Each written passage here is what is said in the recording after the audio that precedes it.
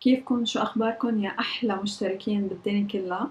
اليوم رح أعلمكن شو هن الفرش اللي لازم تكون عند كل بنت. طبعا عم نحكي هون فرش المكياج الأساسية. رح أشرح لكم شو هن، كيفية استعمالهم، ومن وين تشتروهن، وشو الماركات. وخلال هيدا الفيديو كمان بدي مرق لكم مقاطع من توتوريالز أنا عملتها كرمال تعرفوا كيف تستعمل هيدي البرش تحديدا. أول شي بدنا نبلش نحكي بالبرشز الخاصة بالعيون. في ريشة اسمها بلندنج برش، يعني ريشة دمج. هيدي الريشة في منها أحجام عند سيجما، وكمان في ماركات تانية بيعملوها. رح مرق لكم صورتها بهيدا الفيديو لحتى تشوفوها. في E35 اللي هي كبيرة شوي، وفي E25. E25 أصغر من E35 نتفة. E25 أنا بستعملها أكتر شي للدمج للكريس، يعني لكسرة العين. الكريس هذا بيسموه بالإنجليش كريس. هيدي البرش أنا ما فيني استغني عنها من وقت ما بلشت أعمل ميك اب وأنا عندي إياها. البرش هيدي في إلها عدة استعمالات، في ناس بيستعملوها للكونتور كمان كتير منيحة. وإذا أخدتي وحدة نظيفة منها خلال تطبيق المكياج فيكي تستعمليها كمان تحت عظمة الحاجب لتحطي الألوان الفاتحة. هيدي البرش لازم تكون عندك لحتى يطلع الآي شادو تبعك كتير حلو. في برش كمان أنا لازم استعملها بكل لوك، ضروري إني أنا استعملها، يعني ما بقدر إني أنا أعمل اللوك أو إنهيه بدون ما تكون هيدي البرش عندي، يلي هي هيدي من ألاماسكا. وأنا كمان في عندي وحدة من ديور قديمة، بس صراحة لا ديور ولا ألاماسكا حاطين لها رقم. بس هيدي الفرشة الهدف منها إنك أنت تحطي الآي شادو على الليد أو الجفن المتحرك. أنا اللي بفضلها اللي هي من ألاماسكا. هيدي البرش فيها تاخد أكبر كمية من الآي شادو، خصوصا الآي شادو الشمري. هلا فيني أنا استعمل البلندنج برش إني أنا أحط اللون الشمري على الليد أو على الجفن المتحرك، بس ما رح أحصل على نفس النتيجة نهائيا، لأنه الفلافي أو البلندنج برش لأنها فيها شعر كتير وبعاد عن بعض نتفة، ما رح تطلع لي كثافة اللون اللي ممكن هاي البرش تطلع لي إياها. هيدي البرش must have. في برش كتير مهمة كمان من سيجما لازم استعملها، اسمها فلات ديفاينر، رقمها E15. هيدي البرش فيها كتير استعمالات متعددة ممتازة. يعني أول شي فيكي تنظفي حوالين الليبستيك، تحطي كونسيلر وتنظفي الليبستيك تعمليه كتير ديفايند أو كتير مخطط هيك نظيف. نفس الوقت فيكي تنظفي تحت الحاجب لما تحطي كونسيلر كمان نفس الطريقة. والاستعمال الثالث اللي أنا راح أوري لكم إياه بهذا الفيديو يلي هو إنك أنت تاخذي الآي شادو الغامق وتحطيه تحت العين أو حوالين العين بطريقة بحيث يكون مخطط، يعني بترسم لك خط محدد وواضح. نفس الوقت فيكي تدمجي لفوق بعد ما تحطي الآي شادو. هلا الثلاثة اللي حكيت لكم عنهم هن the must have brushes لمكياج العين.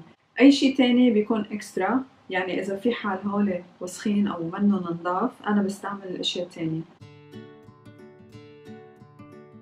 هلا بننتقل للريش اللي بتستعمل للوش. فلات كابوكي من سيجما، هيدي أروع برش ممكن تحصلي عليها لتحطي الفاونديشن. مش بس الفاونديشن، حتى البيبي كريم والسي سي كريم فيكي تحطي حتى الكريم فيها، طبعا في حال إذا كانت نظيفة وما عندك براشز تانية. وإذا حطيتي الفاونديشن بطريقة الضغط أو الطبطبة مثل ما شايفين بالفيديو رح تحصلي على فول كفرج، على تغطية كاملة. بينما إذا حركتي البرش بطريقة دائرية رح تحصلي على لايت تو ميديوم كفرج، يعني تغطية خفيفة إلى متوسطة. في برش اسمها لارج انجل برش اللي هي F40 من سيجما، تجي هيك شكلها صايرة مثلثة أو نص مثلث بهذا الشكل.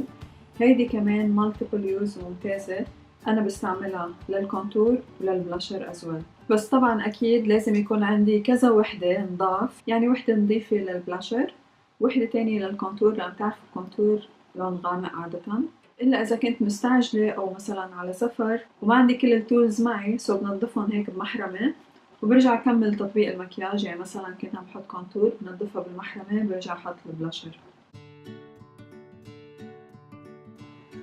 بالإضافة للريش الخمسة اللي حكينا عنهم بهذا الفيديو، في عندكم هيدي السبونج الأصلية بيسموها بيوتي بلندر، بس أنا ما بلاقي مشكلة إنه أنا أستعمل هيدي اللي هي $3 يمكن. كاستعمال يومي الإسفنجات كتير مهمين بالنسبة لإلي. أول شي لما أدمج الفاونديشن بعد ما أستعمل كابوكي براش بحس انه الفاونديشن يطلع احلى معي، خصوصا انا ما بحب الفول كفرج فاونديشن، سو بخفف الفاونديشن باستعمال السبونج لما تكون مبلله. ثاني شي بستعملها تحت العين لحتى ادمج الكونسيلر، وكمان فوق العين اذا بدي خفف البرودكت. فيني كمان استعملها لتطبيق اللوز باودر، اني انا احط نتفه من اللوز باودر حتى وهي مبلله تكون رطبه، باخذ نتفه من اللوز باودر وبلش احطه تحت العين، بوزعه على كل الوجه لحتى ياخذ اللمعه. سو اذا ملاحظين اليوم انا وجهي فيه لمعه شوي لاني انا ما استعملت السبونج منيح. سو اذا بدي استعملها باخذ هيك نتفه هالقد، بحط نتفه هون ونتفه هون، وبلش ادمج لحتى احصل على مات فينش.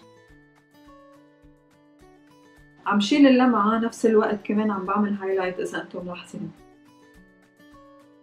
هولي كانوا 6 أدوات لازم يكونوا عند كل بنت برأيي المتواضع، لأنه عن جد بتعوزوهم إذا بدكم مكياج كتير حلو. وكمان بدي أقولكم شي كتير ضروري، ما تبخلوا أنتم عم تشتروا البراشز كتير ضروري إنه هن يكونوا مرتبين ومن ماركة. نفس الوقت هولي التولز، هولي الأدوات للميك اب، يعني إذا ما عندك هولي الأدوات ما فيكي تطبقي ميك اب. حتى لو جبتي أحسن ماركة فاونديشن أو أحسن ماركة آي شادو ما رح يطلع معك حلو إذا ما عندك الأداة الصحيحة لاستعمال البرودكت أو المستحضر.